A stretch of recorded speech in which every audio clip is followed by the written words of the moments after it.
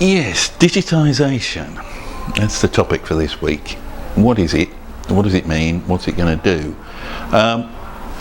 You may well have heard of this already, and some companies are digitising faster than you would believe.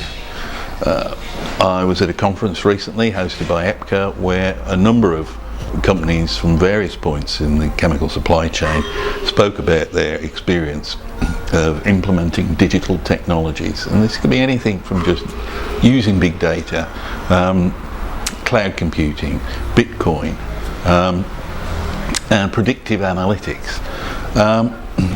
These all have the potential not just to make your operations more efficient and more accurate, they have the potential to put the consumer, your end customer, in control of the process, the whole process,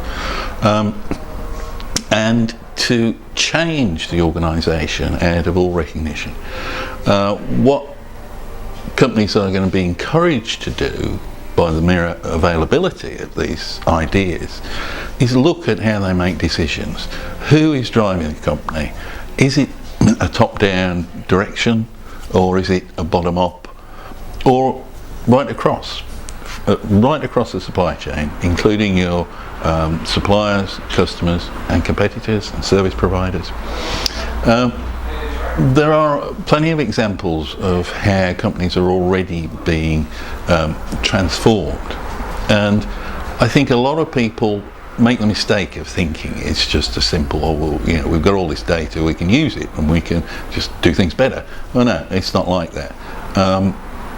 Companies are putting in place digital strategies that allow almost anybody within the organisation to have an idea, make a decision, implement it, experiment, without, it has to be said, and this is an important thing, without immediate regard to return on that investment. And that is going to force a complete structural change in how businesses run.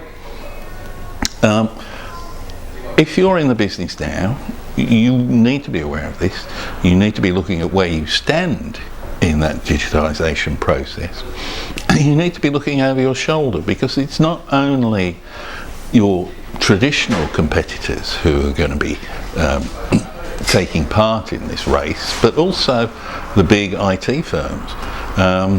They could come in and disrupt the market, and startups, new ideas, new concepts, those are already happening in the sort of freight Uberization sector.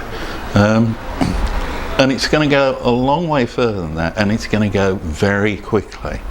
If you're in Europe and you're in the chemical supply chain, you should really think about being at the EPCA meeting in Vienna at the beginning of October, and this will be high on the agenda. I hope to see you there.